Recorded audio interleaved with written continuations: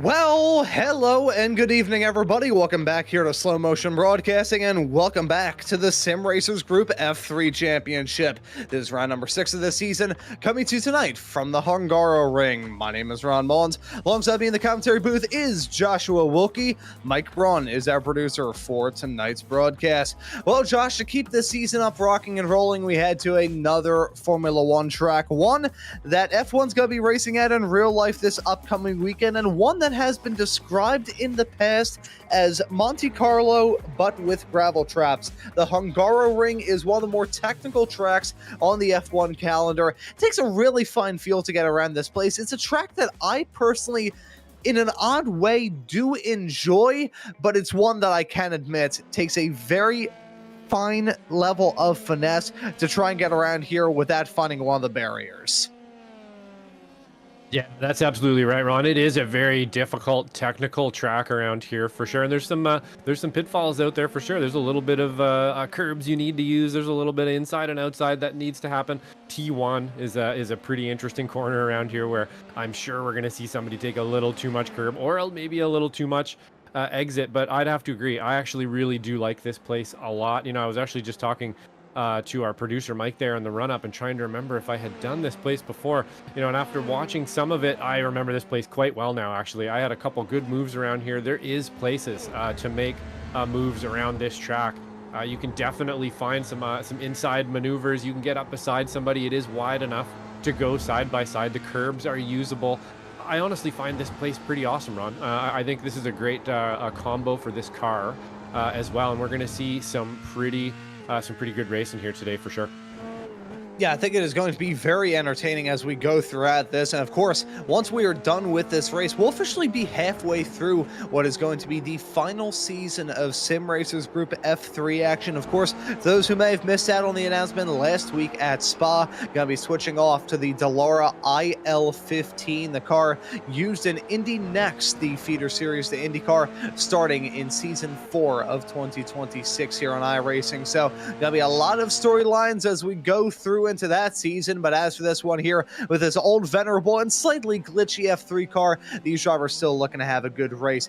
Kayla Michaelitz is your current provisional pole sitter with 2 minutes left to go here in qualifying, but Danush Baborji less than a tenth of a second back. Curious if we can take a quick little gander at the championship points before we get too lost up in the action here and keep an eye on this as Kayla Michaelitz nearly loses it, heading his way off through the final sector right there. That was heading his way through turn number 11, a very tricky turn to nail down at the end of the mid-section S's that make up just a series of the 14 turns around this very demanding track that certainly packs a punch. 14 turns packed into a layout that is just a tick under 2 3/4 of a mile in length. We'll get those points loaded up for you here in just a couple of moments time as we go through the end of the session here. Kayla Michaelitz is your current championship points leader. Stephen Case is in second, the only champion in the history of this series.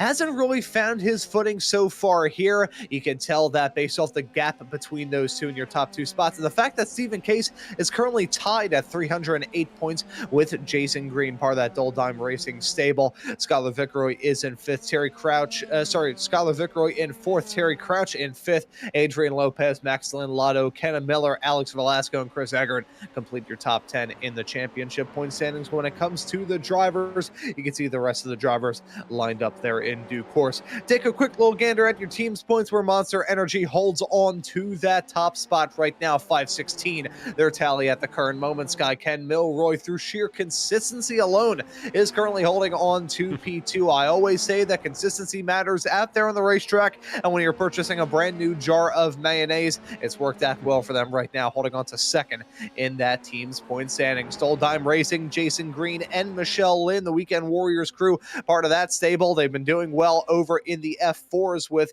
Stevie Ray and Brian Szynski grabbing the last 2 wins over in the F4s. They're in third right now in the case of Michelle and Jason Green. Team Casada and the captain, the grandpa, complete your top 5. We'll break out the WD-40 because, of course, our graphics package decides to stick the graphic on there as we switch over into this race session here. We'll give it a couple of moments there. Quick little...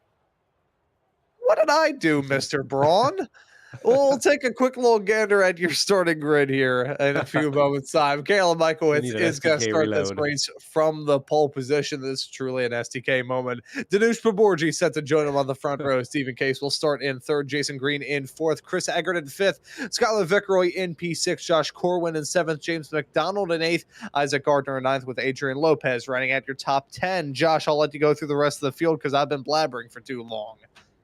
Yeah, and then we have Jose Navas Molina in 11th place. In 12th, we have Kenan Miller. In 13th place, Adam Duvall. 14th, Michelle Lynn. In 15th, Thomas Brashear. In 16th, Jacob Guyton. 17th, we have Jason Cotcher. Colker Dillon will be in 18th, and Terry Crouch will be in 19th to round out our field this evening.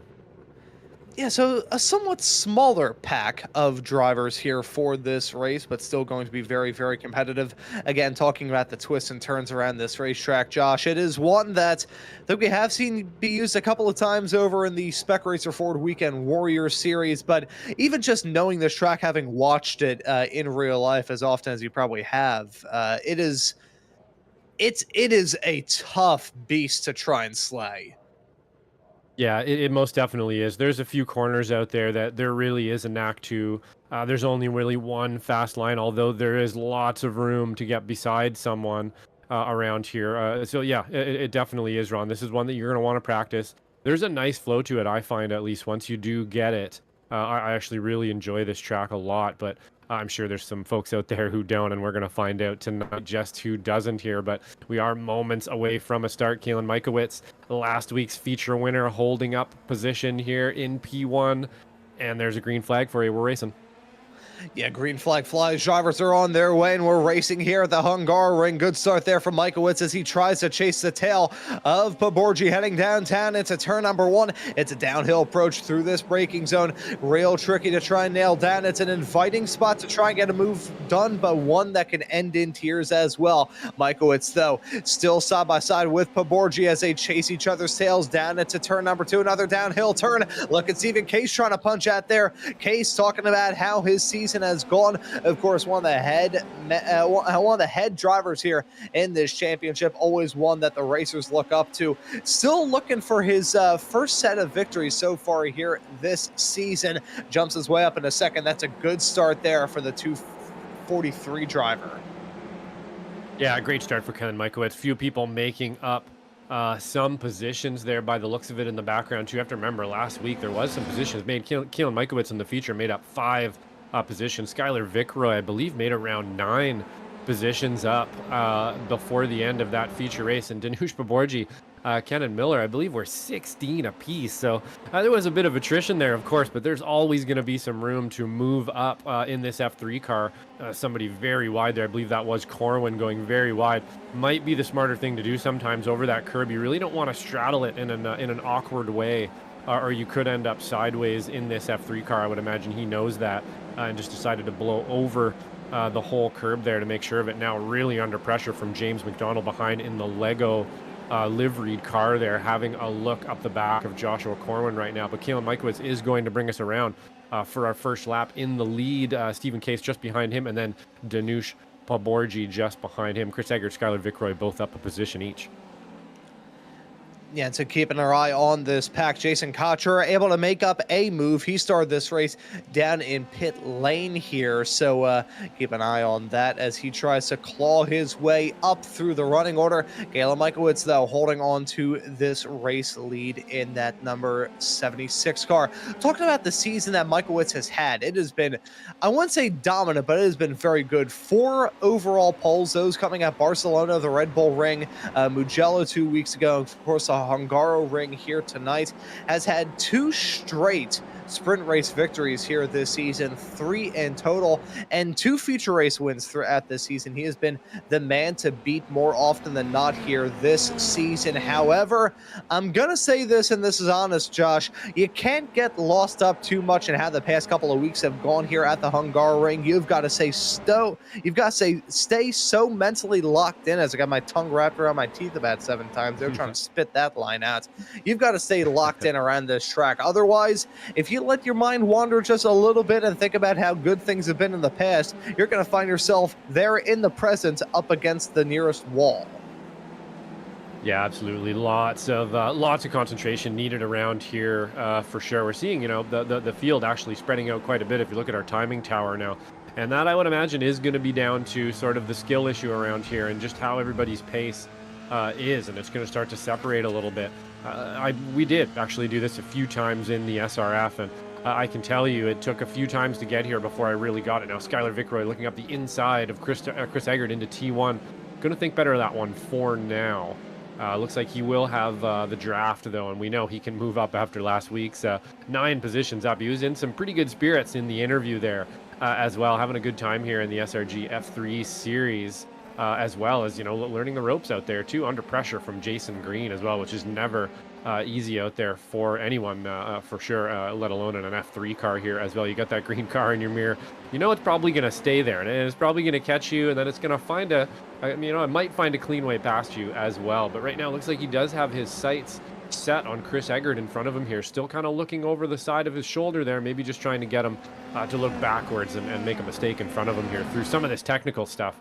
Near the end of the lap is where you're going to make up some time if you can really be proficient, Ron. And it's not an easy one. Take just enough curb, but not too much. Get on the brakes just right and get on that exit perfectly. And that haul down the front straight can be yours, and it can be a pass into T1. I know, despite the fact that this is still one of my favorite tracks on the F1 calendar, due in part to the fact that the first time I ever saw a race here at the Hungaroring was the stunner of the 2015 Hungarian Grand Prix. An amazing race, one of the best dry F1 races that I've seen in my entire time as a fan of the sport. This track is a hoot, but it can bite your head off if you even look at some of the walls around here the wrong way. If speaking of 2015 and this track, if you ever seen the crash that Sergio Perez had during the practice of that race, had a small little moment, lost control, heading out of turn number 11, hit the inside wall, and ended up flipping.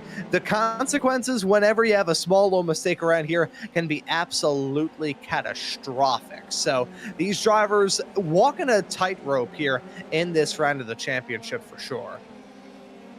Yeah, definitely. There is some walls to meet you here and some pretty high speed sort of filter down corners. One of them that we're about to go through here right now, where you're basically hucking the car through here, taking as much curb as you can, and then trying desperately to hold the car in from that outside curb. And then you quickly have to get that change of direction back to go the other way and down towards our chicane here. That's one of the better passing opportunities, at least for me in the SRF. I was catching people out on that chicane every once in a while. Maybe not the best idea in the open wheel car, which does remind me, actually, I did have a little bit of experience around here in the FF as well, which was also a great one. You know, truth be known, that would have been my one and only podium overall in the Weekend Warrior Series. And our good friend there, and old producer Kane Lasky, I believe, decided to take the 3 front runners out, me being one of them, and I lost the chance to get a podium that day. But hopefully we won't see anything like that happen in the final moments of the lap. It was pretty much right here. We ended up having coming together there, and that was the end of my race, unfortunately. But this is a really difficult one. This last corner here, we're just seeing Chris Eggert come out of now.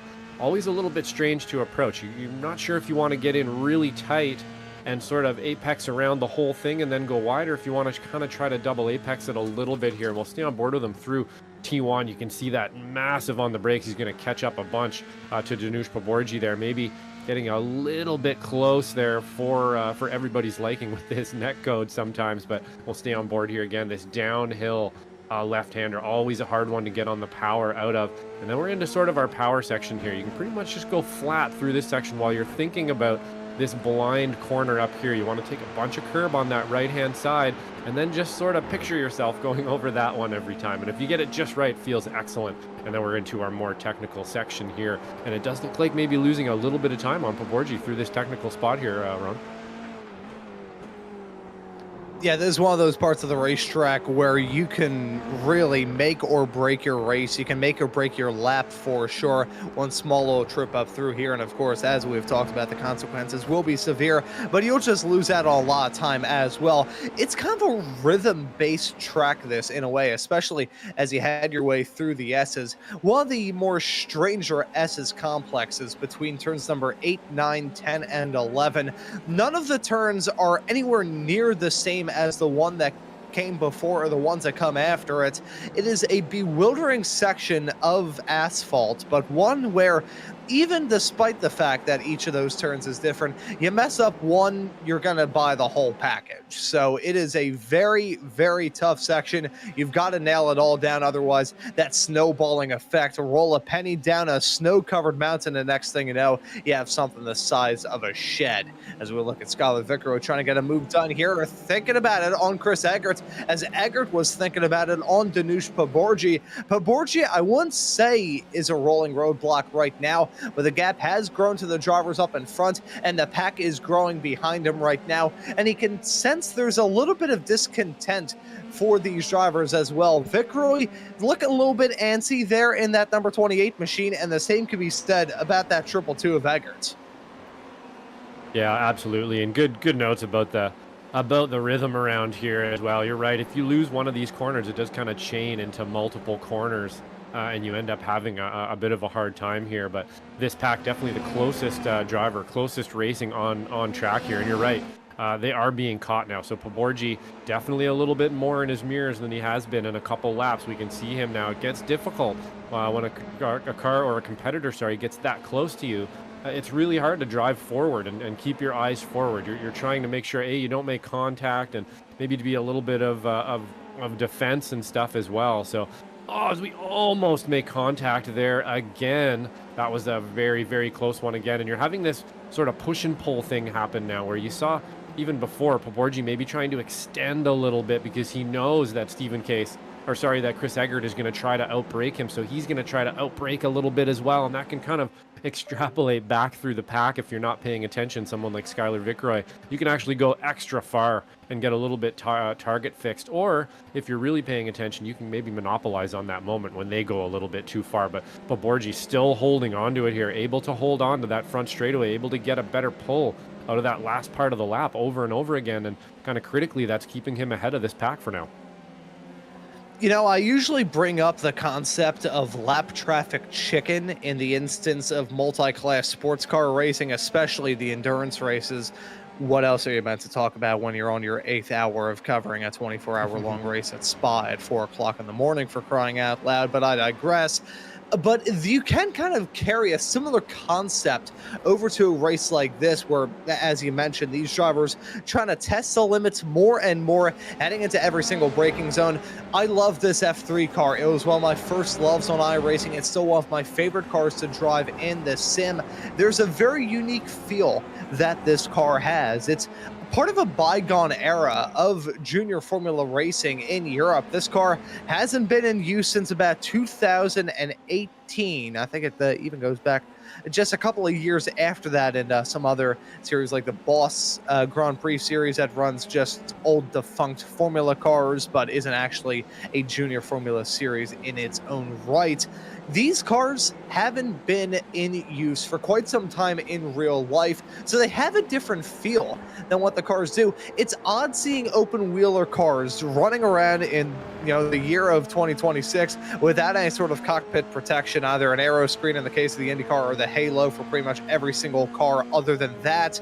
It's odd seeing that. It's odd the way these cars drive. They're very simple in the way that you have to go about it, but if you can nail down that feel, you will be golden. And it goes to the braking as well. As you can see those drivers try and test each other's nerves, heading their way into turn number 1. It was Chris Eggert and Danush Poborji battling once again. Poborji still holding on to that spot. A slightly morbid comparison, but I'll make one anyways. Back in the day, I believe this was the 1960s or 1970s, there's a scientist that ran an experiment to see whether or not people could be coerced into giving what they thought was a fatal electric shock if they were given enough of an influence from somebody around them telling them to do so. Now, we're not talking about shocking people to death. We are talking about drivers out braking themselves into a heavy braking zone and running into trouble. If you give anybody enough of an incentive, peer pressure is a terrible thing. It's a wonderful thing, as well. So right now, we're seeing that game of peer pressure go on as we head our way through every single braking zone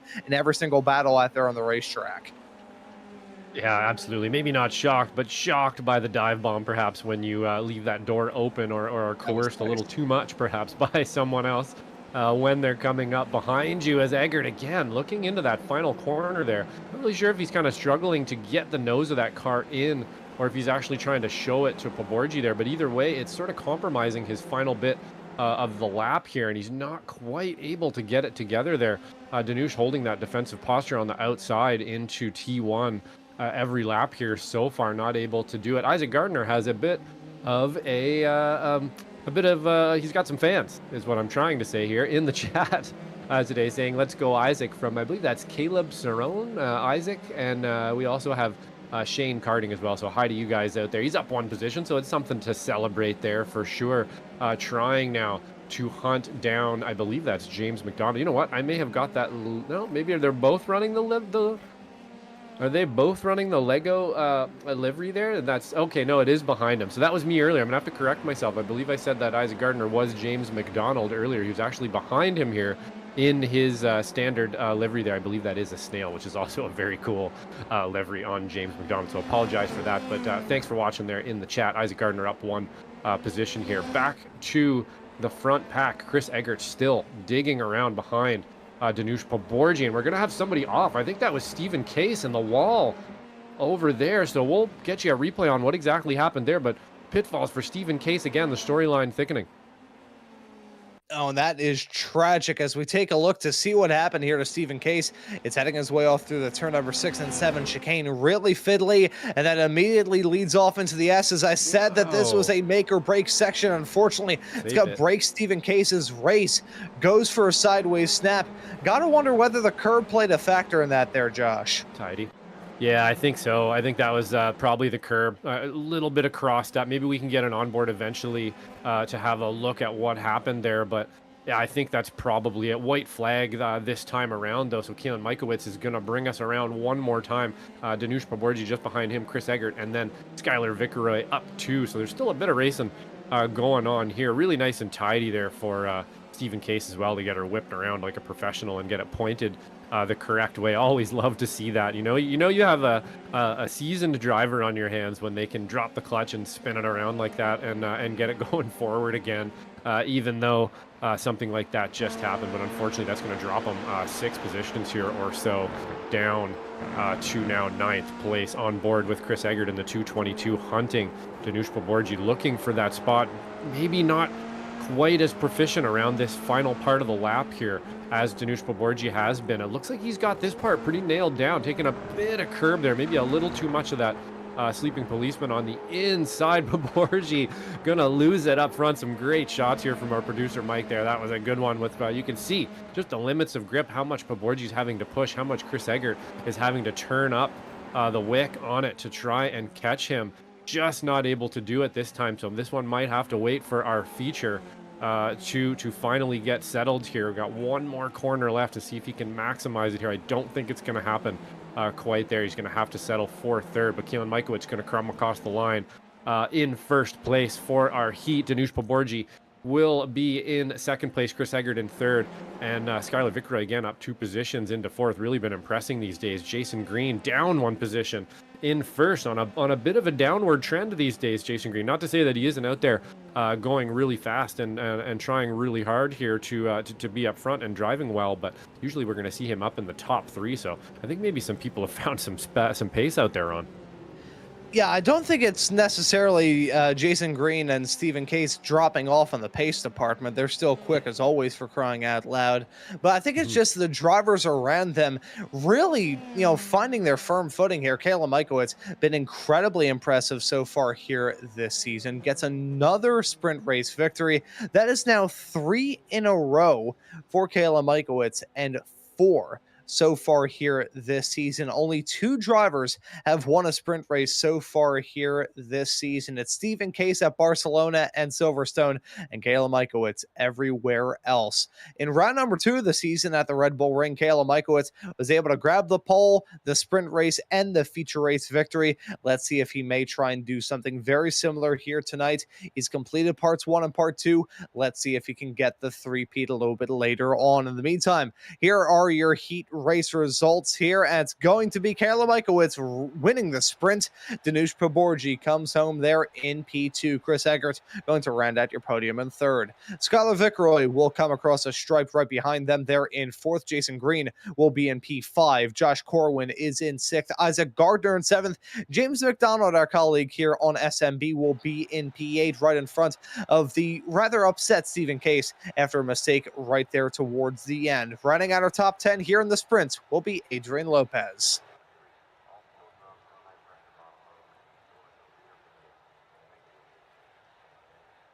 And finishing this race in 11th will be Terry Crouch. Jose Navas Molina will be in 12th. Kenna Miller in lucky spot P13. Michelle Lynn in 14th. Adam Duvall in P15. Thomas Brashear in 16th. Jason Cotcher there in P17. Kukaran Dillon will be in P18. And running at your field here at the end of this sprint race is actually, it is going to be Kukaran Dillon. I thought we had a 19th driver. That is Jacob Guyn there right towards the end. Didn't even pop up there on my live timing tower. So we'll call him the Russian nesting doll there, hidden from view there in that 19th place spot. But Josh, we have the calm before the storm here. 5-minute warm up before we head off into the main show. What have we learned so far based off that sprint? Yeah, I think what we've learned here is pretty similar to what we were saying sort of on the run-up round. This place isn't very, it's very difficult out there. You do have to put a ton of practice in, and I'm sure many of our drivers have. A few visits here will really start to nail this place down. But we definitely had some passing out there for sure up front. I think again that this heat race, this is going to be another one of those races, Ron, where our feature race is going to be a lot more froggy than our heat race. I think after being out there and kind of eyeing this track in a little bit and getting a good 15-minute run around it to learn, kind of, you know, sight it in a little bit, that there's going to be some more racing going on. This driver's going to be a little bit more racy. The pace is going to come up a little bit. And then, of course, we have our invert of the 6 top drivers as well, which always causes some fireworks out there. Jason Green now just out testing the waters as well in the 160 there, see if he can't find some more pace. Always good finding more pace there. Jason Green does put on a basically a SRF clinic every week called Faux Speed,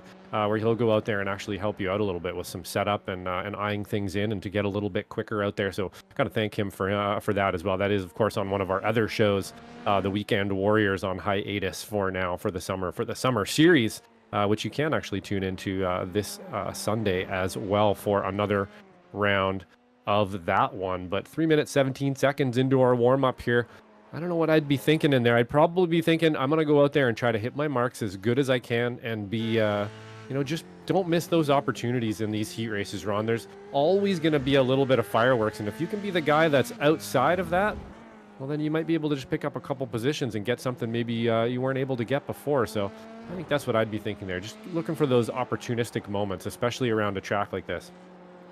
And, you know, thinking about some of the tracks we've been at so far here this season, the likes of Barcelona, Spielberg, Silverstone, Mugello, and Spa, out of all of those racetracks, overtaking, I wouldn't say has been at a full premium. It has been pretty easy to get the moves done. A little bit terrifying with the netcode situation, but you've been able to get them done. Here, though, been a little bit harder to come by in terms of getting the spots out there on the racetrack. So for these drivers that are going to be starting this feature race from the top 6 invert pole, those, of course, being Jason Green starting this race there in P number 2, and at the end of it all, it is going to be Josh Corwin starting from the pole here in this race coming up. They're going to try and take advantage of that track position and look to soar here at the start of this feature. Before we get too lost into that, though, we do want to thank Dillon Motorsports and Tire for sponsoring this season of Sim Racers Group F3 action here on Slow Motion Broadcasting. As a top-rated and award-winning service center, Dillon Motorsports knows that auto service isn't just about the present, it's about the future as well. From star certifications to simple maintenance, you'll be covered with some of the friendliest service in the Bay Area with a focus on customer satisfaction. Dillon Motorsports Tire and Auto, serving San Jose, Santa Clara, Willow Glen, and beyond. I want to thank Hungaroring Dillon and Dillon Motorsports and Tire for sponsoring this season of action. And with the warm-up now officially done and dusted, now firmly in the rearview mirror, these drivers can switch from looking at their side pods to looking ahead right by that front fairing and take a look here at the start of this race. And let's bring it by taking a look at your starting grid. Josh Corwin going to start from the pole. Jason Green going to join him on the front row. Skylar Vickroy will start this race in P3 next to Chris Eggert there in 4th. Danush Paborji will be in P5. Kayla Mikowitz looking for a triple here tonight. He'll be starting in P6. Isaac Gardner will be in 7th. James McDonald in 8th with Stephen Case and Adrian Lopez completing our top 10. Yeah, and then we have Terry Crouch in 11th place. I remembered to unmute my mic this time, guys. And then Jose Neves Molina in 12th. In 13th, we have Kenan Miller. 14th, we have Michelle Lynn. Adam Duvall in 15th. Thomas Brashear in 16th. In 17th, Jason Cotcher. 18th, Kulker and Dillon. And in 19th, we have Jacob Guyton rounding out our field. Yeah, so as we see these drivers line up, I do want to give some love to Dan Clark in the YouTube chat. Talked about a brilliant podium that he got in the F4 race just about 24 hours ago here in SRG. Well, I'll give some love once again as we get a green flag out. The drivers are on their way. A horrid jump off the line there a little bit farther in the back, staggering away. I believe that right there was Adam Duvall, pulled up at the front, looking at the battling as we head our way into the turn. This is not going to work. Pile up heading into turn number 1. That's Josh Corwin involved, a big dive there. Not going to work for Chris Eggert. I think he got punted there. Oh, man, I think maybe they got away with it too, Ron. Joshua Corwin tiptoeing around there. Jason Green now taking the lead. He's going to smoke that inside left tire, though, and almost throw it away on the dull dime machine. Able to hold on to it in front of Skylar Vickroy. He's going to think better of really forcing that one. James McDonald in the background under a bunch of pressure as well. Bit of a frenetic start there, Ron, in F3, and it always is going to be that way in the feature race, isn't it? Where I think maybe you're right. He did get a little bit of help there. Eggert just wowing it up as much as he could there for sure. The clench factor was at least 9.5 on that one for sure. You're trying to not run into people. You did a great job there, I think, of trying to get out of the way as well. So hopefully nobody took too much damage there. But top 3 now: Jason Green, Skylar Vickroy, Kalen Mikowitz is up 3 already from that. So critically here, Kalen Mikowitz looking forward in front of Stephen Case. And they are nearly going side by side as they head their way through the heavy braking zone of turn number 12, right towards the end of the lap. Jose Navas feeling some pressure, getting overtaken by Terry Crouch heading into that turn. As I will say, farther in the back, Josh Corwin and Thomas Brashear, I believe, ran into trouble heading off of the 6 and 7 chicane. Much like eating a slice of cake on a roller coaster, it has been messy so far here in the feature, but Jason Green going to seize the opportunity, take advantage of it, and hold on to this top spot. But look at the draft train there right behind Skylar Vickroy, trying to break it off as Kalen Mikowitz looking to jump up into P2 side by side through the braking zone into turn number 1. Vickroy holding on to the inside line. Mikowitz trying to make something work there on the high side by side under the bridge down into turn number 2. This could get dicey. This could get really interesting here. Very sketchy as they head their way through this section. Vickroy gonna hold on. Yeah, he holds on to that one with some great defense there as well. Jason Green smoking that left-hand tire again into that same corner, off-cambered downhill, definitely trying to lift that tire. That would probably be because he's got a little bit more front bias on, I would think, on that car, which is probably helping him out. He likes to drive it like that, perhaps, but got to be careful you don't snag that tire too many times, or you may end up snagging it indefinitely into that corner, and that would be a really bad thing to happen. Kalen Mikowitz definitely applying the pressure here, up a bunch of positions already, 3 positions since the beginning. He's going to look up the inside of Vickroy there again. Not a place you're technically usually going to get a pass done, but it is a place that you want to throw a wedge every once in a while. He actually got perhaps Vickroy in his rear view there, and he is going to go up the inside now and not going to be able to quite hold on. He's going to have the outside into the next corner, and then he will have the inside on the final corner here. He looks like he's going to go wide, maybe protect that position from Poborgi and hold on to it. Poborgi now almost able to have a look with Stephen Case just behind. Yeah, and this is an important race for Stephen Case, looking to try and not even grab the race victory. He just needs to beat Kalen Mikowitz. And right now, there's only one car between the two of them. That is Danush Poborgi. Right now, Mikowitz knows that. He's trying to get the move done there, but not able to make it work on Vickroy. Stephen Case, though, trying to get it done around the outside of Poborgi. It was a brilliant move hanging down through the braking zone at turn number 1 to even make that a possibility. Now on the inside once more, this is heading into turn number 2, and he's trying to make it work, and he does clear. Stephen Case punches his way up there into 4th. Talk about a fight back so far here in this race. 5 spots gained since a drop of the green flag. What a drop it has been so far here for Stephen Case. Still a lot of work left to do in the next 21 minutes. As look at that, it's Kalen Mikowitz punching out there, going for the dive, heading off into turn number 5. That's not a spot that he's trying to get a move done. Neither is this. 6 and 7. Mikowitz getting the move done through there. Jenna will be happy about that, but Kalen Mikowitz gonna be happy about that even more. He finally breaks his way up into P2 and has some buffer between himself and his main rival of Case. Yeah, absolutely. Hands of a gunfighter there from Kalen Mikowitz to see that one coming. You see the car snap over and very opportunistically went up the inside. Also critically, Skylar Vickroy seeing that move happen and doing exactly the right thing. Like we've said before, you know, getting good passes and good racing, you have to have good competitors out there, as we have a little touch between the Lego car of Isaac Gardner, the Lego car of Isaac Gardner and the snail car of James McDonald. By the way, that snail livery looks awesome on that car, especially from the side and behind. Looks pretty awesome, as they're getting as close as you want to get with this netcode problem. But back to Kalen Mikowitz up at the front there. Some critical moves being made here for his championship run. Stephen Case now as well, really putting in a very good performance here today, up 5 positions. This one's not over yet by any means, is it? Terry Crouch as well, very impressive, super smooth passes I've seen from him. Every time you see a pass from Terry Crouch, it is going to be a nice, smooth looking pass. And I haven't seen anything but from him so far. Kalen Mikowitz now on our screens here, looking forward at Jason Green to see if he can't click off some more time here. Does look like he has a bit of pace on him today, so we'll see how that one plays out. James McDonald now looking at the back of Terry Crouch. See, the thing is here, Josh, this race is done in the same way that I am smart. It's not. So we've got a long way left to go here as we take a look at some of the incidents here. This was Eggert at the start.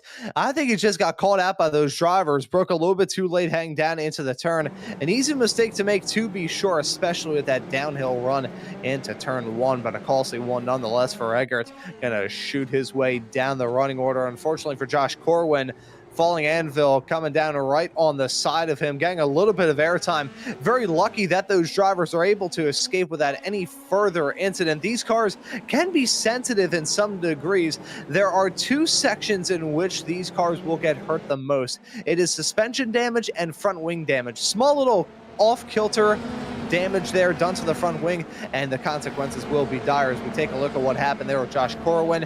And that right there was a moment for Thomas Brashear having to take a hop, skip, and a jump off through the gravel trap to avoid clattering into the side of that car. As here's Michelle Lynn. This was heading her way through at the end of the first sector and spins and hits the wall heading out of turn number 4. It's those outside curbs that are killer here around this racetrack. I believe this track is one that was one of the first to have 3D curbs installed here on iRacing, and they bite and bite hard.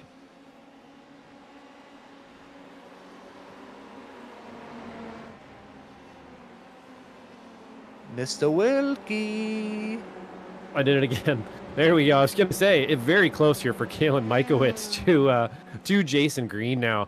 Critically, he's putting some pressure on him for sure. But yes, those 3D curbs, Ron, definitely these ones kind of lull you into submission. They're actually a little bit more dangerous than the other ones because you feel like you can use them. And then every once in a while, that serrated piece on the outside will just destroy your day, as we saw right there. But Kalen Mikowitz now, you saw actually Jason Green using a little bit of that curb up the inside here of Jason Green now is the 76. Not going to make it happen yet. Again, not necessarily a place you're going to make a pass on this part of the track, but it is a place you can intimidate somebody off their line so that the next corner you can try to make a pass, or perhaps down the front straight here. So lots of action left here in SRG F3, our feature race. Only 8 minutes and 20 seconds into a 25-minute feature race here, and it is all to play for here up front. Yeah, that it absolutely is. Still very little room to run or hide throughout the pack. As look at the gaps. It is packed in like sardines throughout this field. Only a small little couple of breakaways, and that is just about it. 2x2 as we head our way through turn number 1. This is a fight of note. Jose Navas, Adrian Lopez, Kenan Miller, and Chris Eggert all involved in this fight. Keeping an eye on Miller, who finds himself in the middle of now a 5-car train here. This is not the spot that you want to be in. Doubly so around the outside through turn number 3. Gonna feel some pressure there. Eggert looking to bounce back. They're gonna be 3 wide nearly as they head their way up the hill into turn number 4. Miller, understandably so, going to back out of that. That is a terrifying prospect. Rightfully so, going to yield that spot to those two drivers as they continue to fight there up the road. Just to recap on the point that you were making there, Josh, it's a very good point that you bring up there about the curbs luring you into a false sense of security. It's like grabbing a handful of popcorn, shoveling it into your mouth, biting down, and then nailing your tooth on a corn kernel. That's the worst. I've actually done that before. I haven't broken a tooth doing it yet. Truth be known, I don't eat much popcorn. In the background there, Stephen Case sends one up the inside of Skylar Vickroy. Not a bad maneuver there at all. Skylar Vickroy not happy about that one. He's going to try to come back right away and unfortunately lose control of the car. We might have to have a top-down look at that one eventually here. Yeah, let's have a look right now and see what happened. He's going to try to come back. Little jank out to the left and then maybe just kind of lost grip. I think perhaps he got a little bit dazzled by that move. Tried to do something about it right away and just kind of tripped over the car here. Going to get another look of Stephen Case's move. So he's going to kind of pull to the outside and then just whoop, get on the clappers a little bit later. And I think that one caught Vickroy sleeping a little bit there. He's going to try to come to the outside here and then just an odd snap of the car. Not really sure what to call that one, Ron. That's difficult. I think that right there may have been the quintessential F3 engine brake. If you go down on the on Mm-hmm. that brake pedal a little bit too hard here in these F3s, it's almost go-kart-esque in the sense that the rear axle is very prone to locking up here in these F3s. That could be part of the reason why Jason Green decided to angle the brakes a little bit higher up. As speaking of Jason Green, there was a swaparoo up at the front of the field. Kayla Mikowitz licking the stamp and sending it hang down into turn number one. Not the gutsiest move that we have seen so far here in this race, but it is an effective one. Mikowitz jumps up to that top spot and now has a 1.2-second margin over himself and Jason Green. Just to recap on the point talking about the brakes, very susceptible to rear locks here in these cars, and there's a lot of reasons for that. Firstly is the brakes. Secondly is banging down the gears as you head your way up through that very tight turn 13 hairpin. I have done that so many times, just downshifting a little bit too quickly, slowing that rear axle a little bit too much, and next thing you know, you're going to swap ends. I had a kart that had very sensitive rear brakes back in the day before I had the luxury that shifter kart drivers do of having front and rear brakes. Back when I only had the brakes on the rear axle, they were very sensitive on the Sodi kart that I ran throughout half of my junior karting career, and you would breathe on that brake pedal and next thing you know, you would swap ends. I prefer locking up the rears versus locking up the fronts because you don't see the barrier that kills you. That's just my personal take. Take a look now. This is Chris Eggert and Jose Navas side by side heading into turn number one.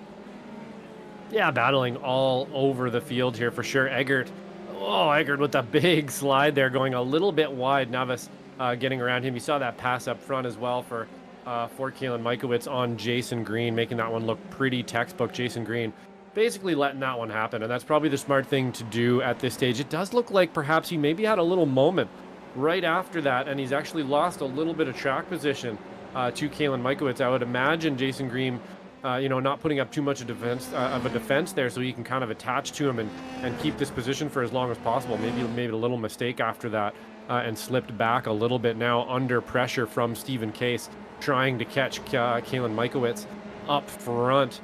Not sure if he's going to be able to do that one. We do definitely have enough time to do it if he's got the pace, but he's going to have to clear Jason Green here pretty quick and get on that hunt, or he's not going to be able to do that. Danush Paborji just behind him, staying in tow.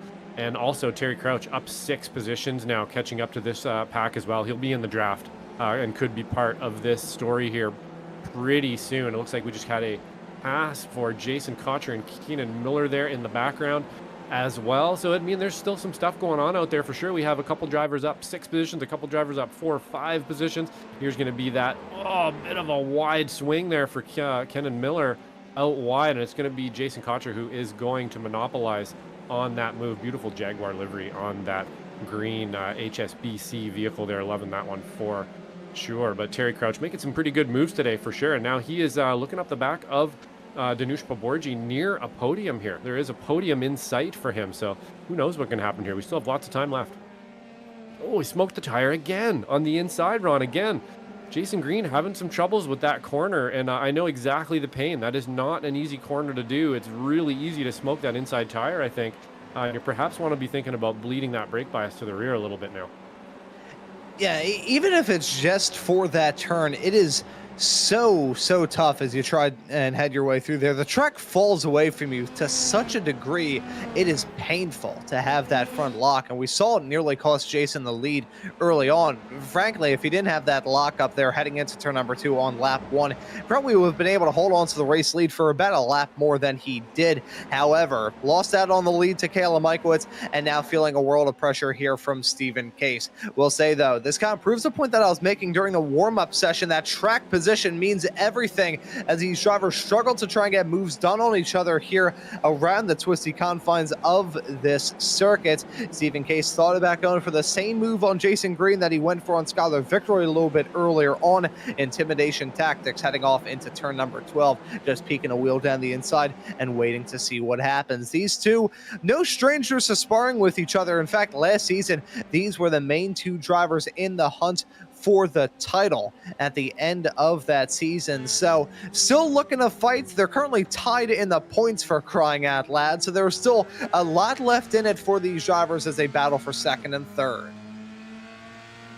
Yeah, definitely. There is a lot to play for out there at the moment for sure. Stephen Case got to maximize as many points as he can, and he is going to smoke that left inside tire again in front of Stephen Case.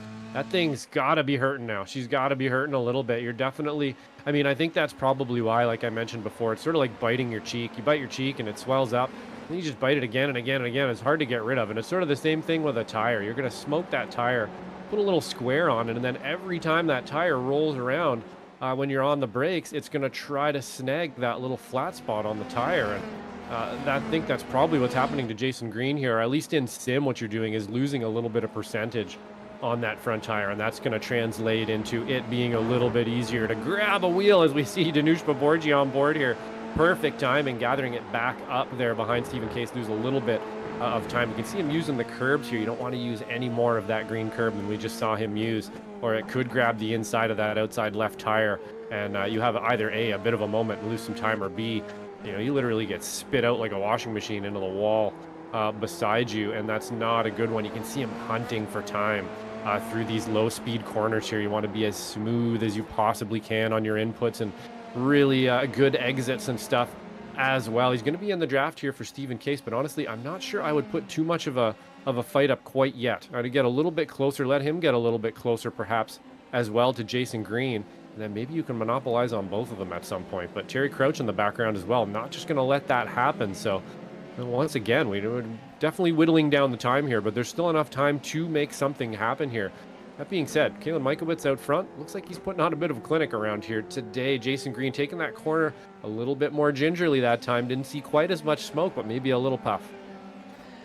And that was a good view that we got the opportunity to see there. Well done, Mike, in the production truck, because I was wondering exactly how that tire is looking. We can only see so much from the outboard views, and when we were riding on board with Danush Baborji, you can see the flat spot develop there on the front tires of Paborji's car. Certainly for JG2, who's had a lot of lockups so far here in this race, had to have wondered what that front left tire was looking like. It's not looking too great, but it's not looking too awful either. That one remembers the story of Kimi Räikkönen losing out on the win in the 2005 European Grand Prix at the Nürburgring. Had his front suspension blow up on him, hang down to turn number 1 on the last lap. That was the same year where they didn't allow tire changes in Formula One, so that flat spot just got worse and worse as time rolls along. It's basic laws of physics that force that tire to lock up around that same point, or basically on the exact same spots every single time you try and slam onto that brake pedal. Of course, these F3 cars, along with most open wheelers nowadays, at least in sim, in real life, F1 is basically a cartoon, the regulations we have now, but they're analog race cars. You are in it to feel everything. So if you want to go for a move, you've got to put in the effort, as Stephen Case is trying to, heading into turn number 1. A little bit of contact there between the two at the apex. This is going to be dicey. They swap sides like they're flipping burgers. Look at Jason Green trying to attack on Stephen Case as he was trying to defend from Paborji as well. That got really wiggly, moving around the racetrack like a wacky waving inflatable arm flailing tube man falling down a flight of stairs. Paborji gonna punch his way up there into the final podium spot, clears him into turn number 4. What the hell just came out of my mouth 15 seconds ago? Yeah, that was pretty impressive, actually. Not too bad. That was a pretty impressive little sentence you were able to pull off there with the wacky wave. I can't even do it for sure. That was pretty good. But like I said, Paborji there having a look, and he was able to monopolize on a little bit of a, I wouldn't call it a mistake necessarily, but just a gap that opened up there. There was some blood in the water, and he found it, and he was able to get through it on board with Terry Crouch now. Also must just be salivating over this fighting happening in front of him. He's been able to catch up now 6 positions to make himself close enough here to almost get a podium. So not too much time left in the race, but there is enough time for something to happen around Hungaroring here for sure. And if I was Jason Green, I'd be worried. I think maybe he's got a little bit of probably some tire issues now, and it is slowing him down a bit. He's having to take a little bit different line and stuff like that. So he's out there struggling for sure. He's going to try to hold it together as much as humanly possible. And we know he's a good wheelman, so he is going to try to put that together. As you can see him again there, those rear tires now as well look like they're scrambling for grip. Terry Crouch going to be able to easily get this one in to T1. Jason Green falls another position. I wonder if there's damage on that car, because we did see that little bit of contact between himself and Stephen Case, and those moves that we were seeing, the kind of yoinky spelunky maneuver that he hit heading out of turn number 1 down the hill, that didn't look like a driver just frantically trying to defend, because he's a veteran of spec racer Ford racing. He knows those really pressure Ooh, cooker situations. yep, There was separation between those cars, but we know the netcode has been a consistent problem throughout yep. this season. I wonder whether or not this sort of like swapping sides, weaving around the track like a madman. I wonder if that was Jason maybe just a little bit upset about picking up a bit of damage there in that race, because that would explain why the pace has just completely fallen off a cliff for that car. He's I now think down you're to right. 7th.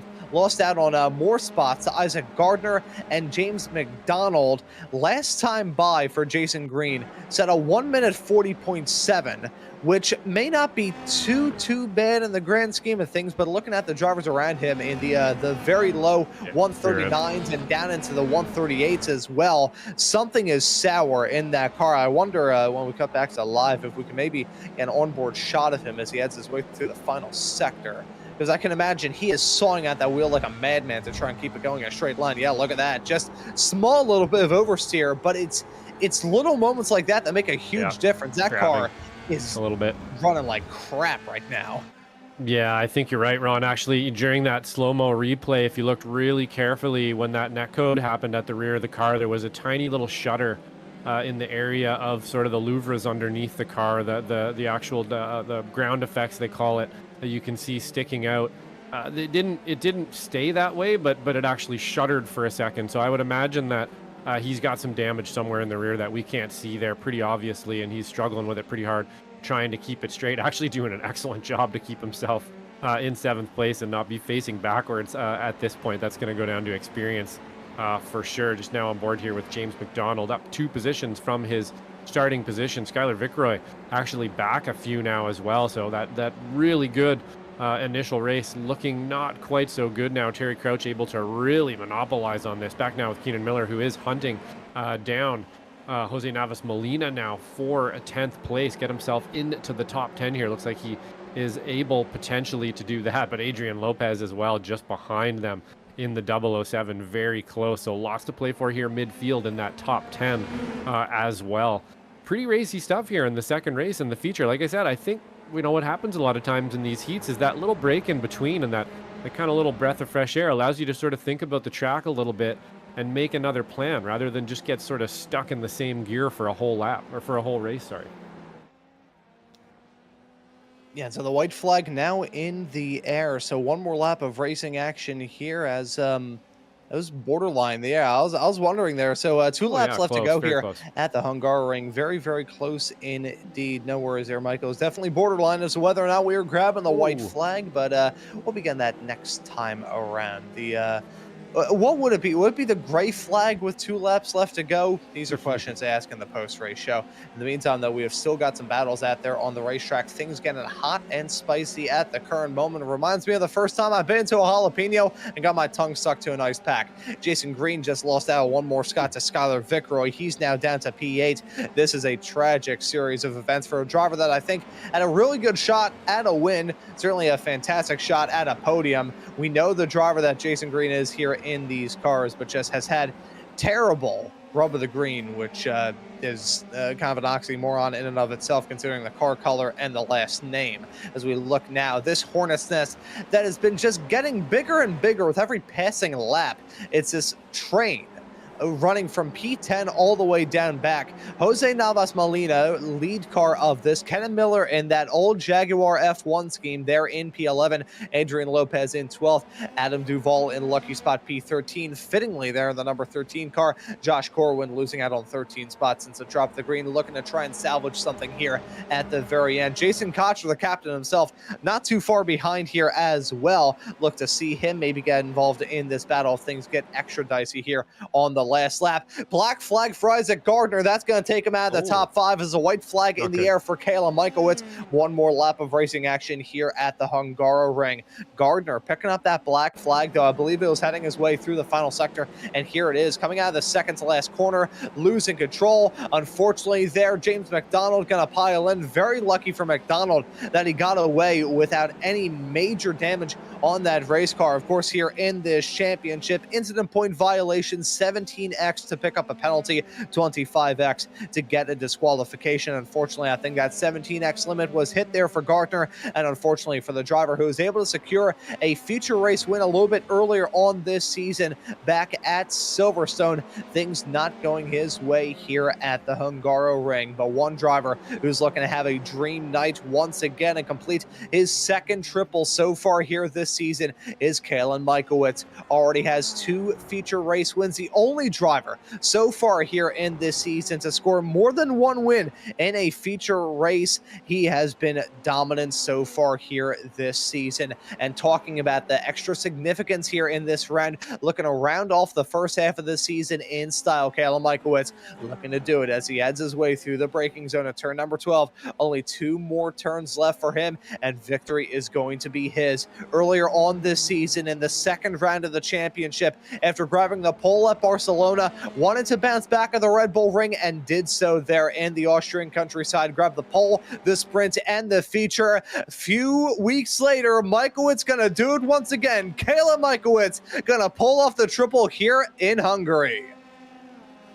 Yeah, absolute clinic once again there from Kayla Michaelwitz. Stephen Case as well, putting an awesome drive on today to be up 7 positions, and that is going to help him out in his championship run critically that we are almost halfway through now as well. Fighting still here happening, and Jose Navas Molina is going to hold off Adrian Lopez for 9th place. Looks like he just got around maybe Kenan Miller there on that last lap to push him to 11th. Joshua Corwin, after that unfortunate incident in the beginning there, down to 12th. So he was able to get some positions back, but he's going to be a little bit of a head shaker for him on that one.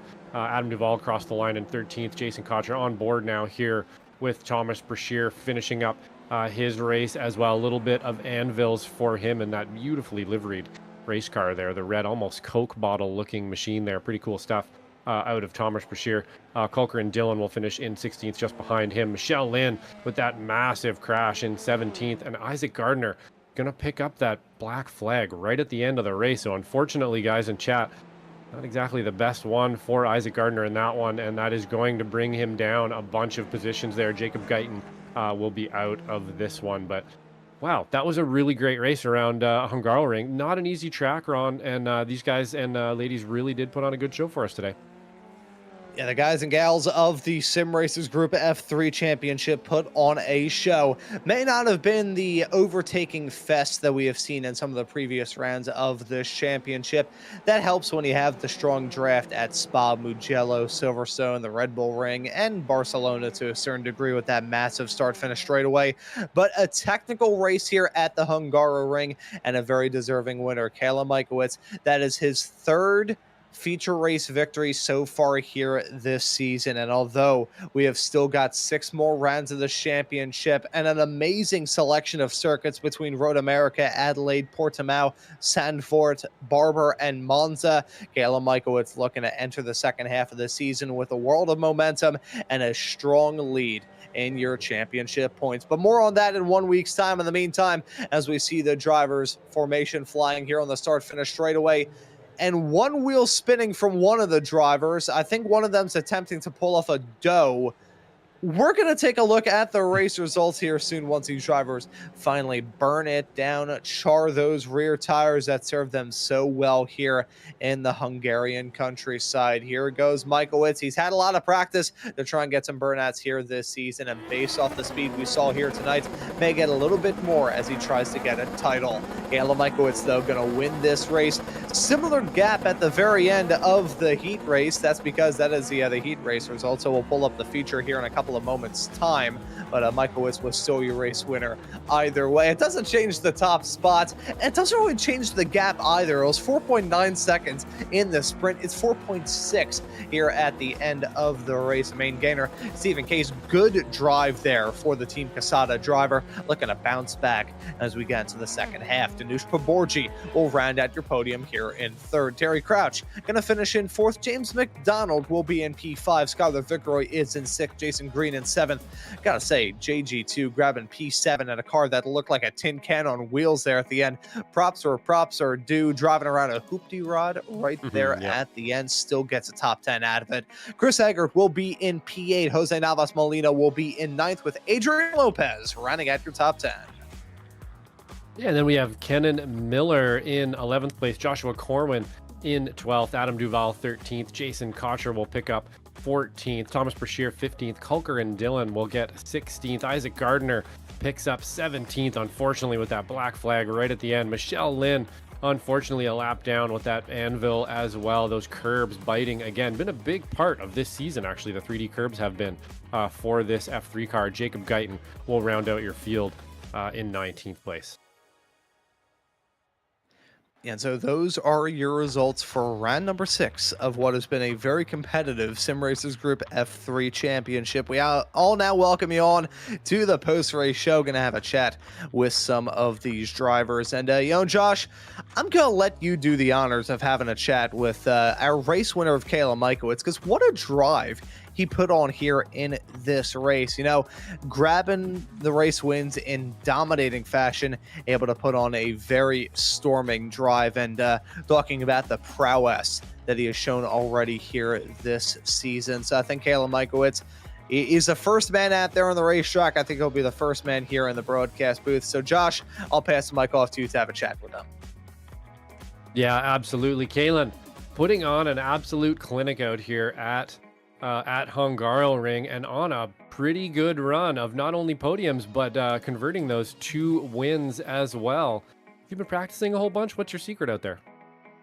It's a practice. It's like 2 to 3 hours of practice. I think in November I got a rig at home, but I didn't join too many races 2 seasons ago, and last season, I didn't join too many races. But over time, I think I've been getting more used to like how iRacing does the physics. And what really helped is like doing a bunch of GT cars, actually, because with the formula, the front end is doing so many things so quickly, but in a GT car you can really like feel what you should feel mid corner, what you should feel entering the corner, especially in cars like the Porsche Cup. So I think with a bunch of practice, I've been able to put some good times together, and it's been good first half of the season.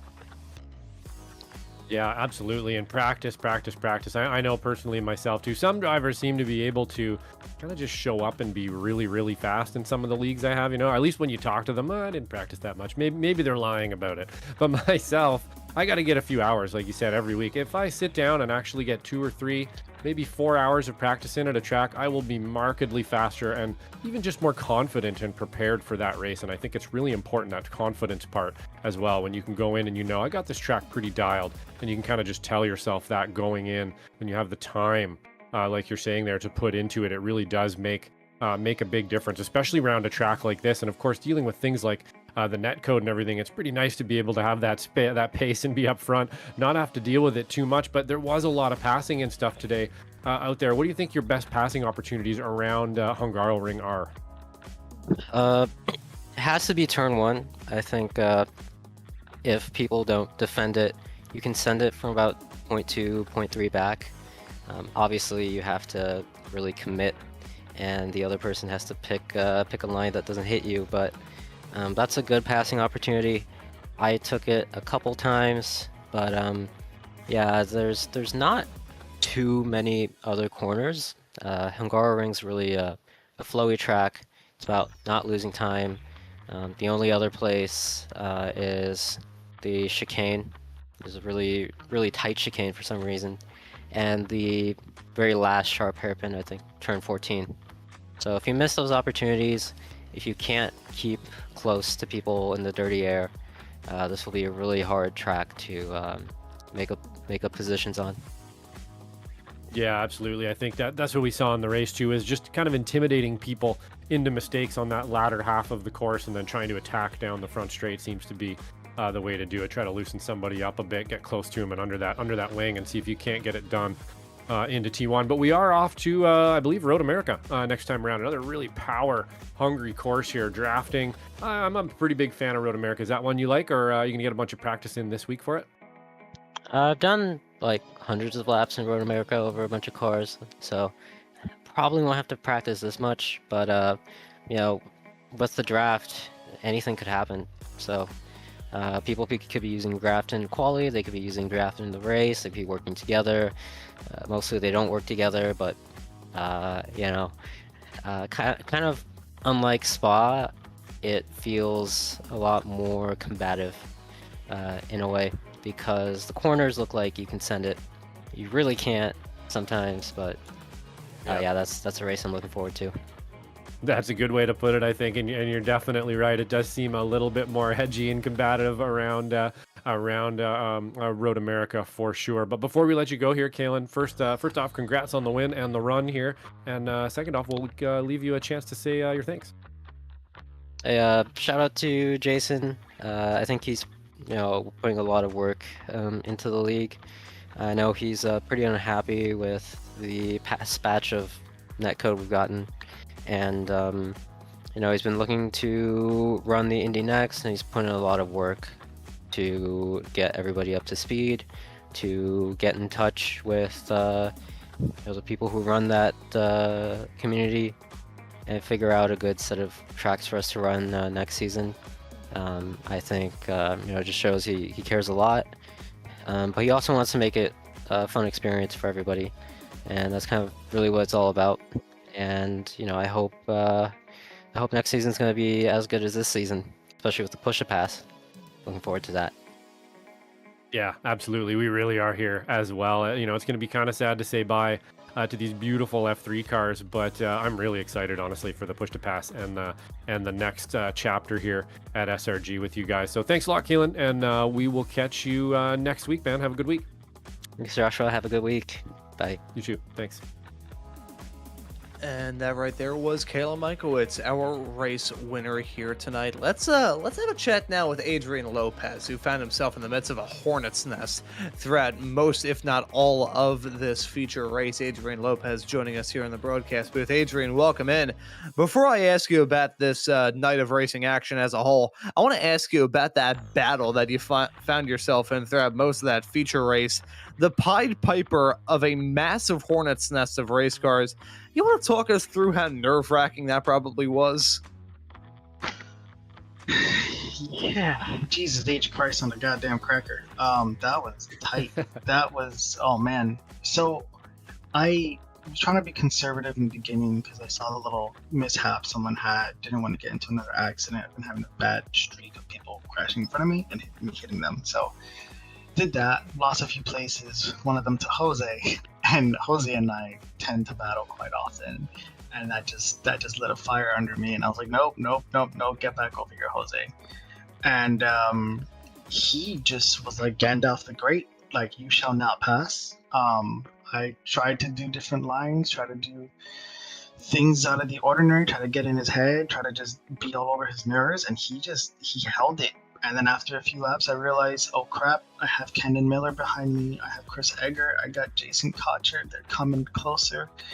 Jose, you need to go, man. Go or let me go. One of the two. And then once the guys got closer to me, it was just a battle of, or a mindset of, do I fight? Do I let it be and just stay with the pack and force them to fight Jose? And try to use that to my advantage so that way they can fight him. And I can coast a bit more and save my tires so that way I can do the same thing.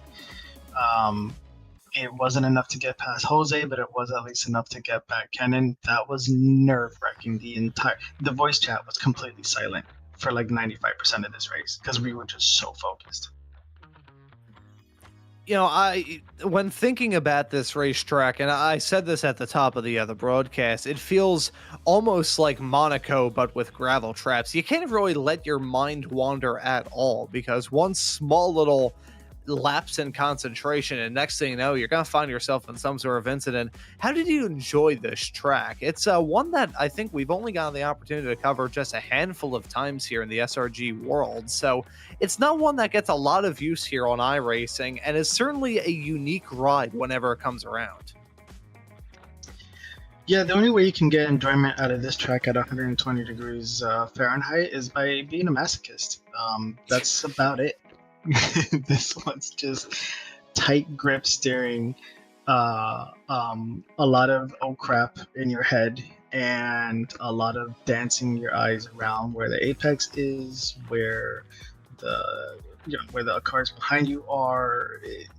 It's not an easy track to pass, even though there's straights and there's long sweeping turns. You can't get the grip. The grip is very narrow on the actual track itself. The draft doesn't help too much because it's too short of a straight. It's fun if I like torture. Well, I'll tell you what, this is I think the only I was going to make the joke, then I was going to back out of it, then I realized some of the crap that I already say on the air. This track is the only one on iRacing that is approved by the cast of 50 Shades of Grey. And we're off the air. Adrian, I do want to ask you about the next round of the championship. Road America in 1 week's time. About as far removed, both geographically and otherwise, that we can get from this race here tonight. So what are your thoughts heading there? That's going to be tough. I would love to say, ooh, I like Road America. I'm going to do fantastic there. On the other hand, everybody and their mother races on Road America. So I have a feeling it's going to be extremely tight qualifying times in the top, I want to say 16 cars or so. With that, definitely within a second. We've all raced that in this in other cars too on iRacing from SRG, so we all know it. That's going to be definitely more of a claws out type of race. This one was more of a I need to survive on my own, and if I make a pass, great. But next week is going to be more of like you need to get out the way kind of thing. Yeah, trying to hold your own out there on the racetrack is going to be key. But Adrian, before we let you go and get some practice in for Road America, we'll let you give any thank yous or shout outs. Dude, shout out to Kenan Miller. I have not raced him head to head, really. I think this is my first real time with it. Fantastic driving. I was able to get right up to him and not hit him. He didn't do any crazy movements, crazy braking changes. He was consistent. He was respectful in his driving. So was Jose, even though he didn't want to let anybody pass Jose. But yeah, shout out to those two guys. Just great racing. That if it wasn't for those two guys, I would have hated this track so much more. But now I only hate it like a tiny bit. Hey, well, there you go. It's a little bit of polish on top of it there. Yeah. But Adrian, thank you for joining us here on the broadcast booth, and we'll see you in 1 week's time when the series rocks up to Road America. Yep, thank you guys. Thank you very much. That right there was Adrian Lopez, our P10 finisher here at the end of the feature. One of the other drivers involved in that battle there, Josh, was Jose Navas, who's also up there in the interview waiting area. So I'll pass the mic off to you to have a chat with that driver, the number 4 car. Yeah, absolutely. Jose Navas. That was a pretty bit of a gunfight you found yourself in there today, was it not? There was a lot going on around you. You're able to keep your nose clean out there and pull off a 9th place. Good job, man. Maybe you can tell us about it a bit. Yeah, actually, I'm very happy with that. Yeah, my mirror was full of cars for the entire race. I'm drenched in sweat. That was a very tiring race, but it was fun. It was a lot of fun to do that. And I think it's actually my best result of the season, so I'll take it. Right on. Congrats, man. For sure. Not an easy track to take a result at either. Did you get a lot of practice this week around here, or does this one kind of you found a rhythm fairly easily?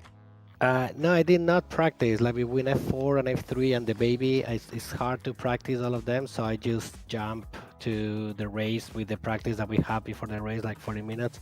But I do know this track pretty well. We raced it enough in F4 and I think a couple of seasons ago in F3.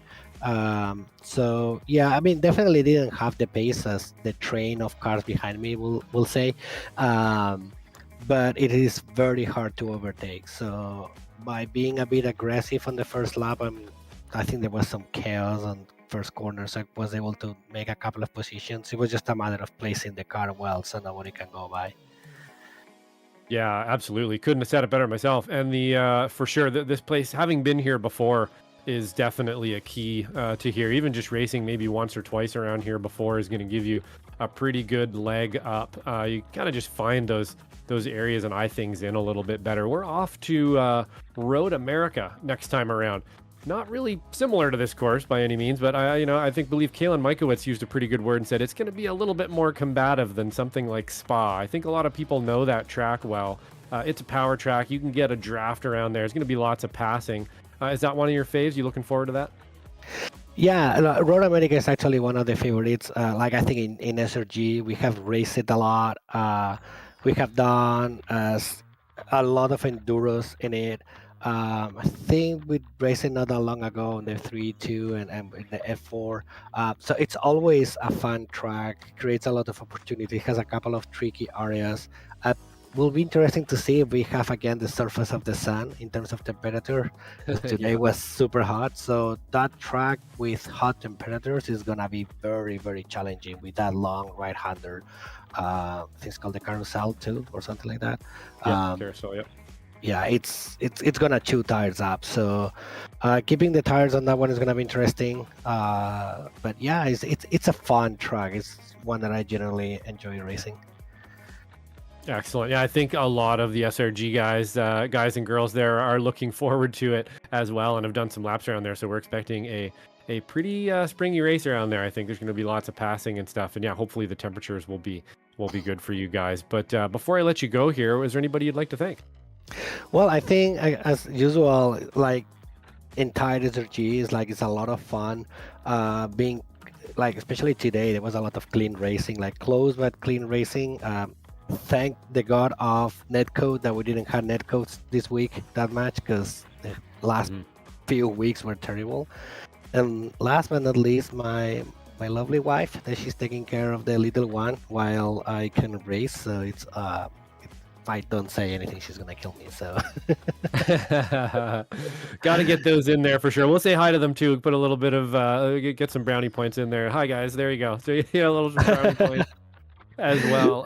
Right on, man. Well, we'll catch you next week at Road America. Great result tonight, and we'll see you then, man. Have a good week. Thank you very much. See you next week. And that right there was Jose Navas, another one of our SRG drivers that you can catch 2 times a week here on Slow Motion Broadcasting. Speaking of, we've got a lot of racing action coming up for you between this broadcast here and the next time you'll see this series. The Ray Esports Weekend Warriors Summer Series will see the Formula V's tackle Tsukuba this upcoming Sunday, July 26th at 3:30 p.m. Eastern Time. The Tuesday broadcast is a red herring, but we still have your Tuesday night doubleheader with the America Muscle Series running at Rodskogen for round number 4 and the Sim Racers Group F4 Championship running at VIR for race number 7. SKR Sim Racing will round off their season at Le Mans in about 1 week's time, along with the latest race of the SRG F3 Championship, where Kalen Mikowitz looks to try and continue on the same form that he has found himself sort of locked into for quite some time here this season. Josh, we're already 1/2 of the way through this season, and really what a way to round off this first half here at the Hungaroring. A well-rounded race. Final thoughts before we wrap things up. Yeah, good stuff out there. Just impressed with everybody in the racing, dealing with that netcode issue and stuff too. People being very respectful around each other, and we're able to get excellent races out of out of these cars and out of these tracks. Not something every league and group of drivers could do. So big props to everybody out there in SRG, and obviously you guys up in here in the booth. Mike Braun showing some awesome pictures here tonight, and Ron Maunz always keeping us on our toes. Yeah, the wacky waving inflatable arm flailing tube man falling down a flight of stairs. That is inventive. It brings a certain picture to the mind for sure. Yeah, that certainly does. Stay tuned here to Slow Motion Broadcasting to figure out what kind of wild stuff comes out of my mouth next. Want to thank you all for tuning into the action here today on SMB, and I do want to say, if you are interested in broadcasting your iRacing special event or league, join the Slow Motion Broadcasting Discord server linked here on the YouTube channel and get in touch. Our thanks to Dylan Motorsports and Tire for making this season possible here of the Sim Racers Group F3 Championship. But as to this broadcast here for round number 6 of this season, that will do it. So for myself, Ron Maunz, Josh Wilkie joining me in the commentary booth, and Mike Braun working on the cameras and the graphics in the virtual production hauler, I say thank you all so very much for tuning into the action here on Slow Motion Broadcasting tonight, and we hope to see you all wherever it is in the not too distant future.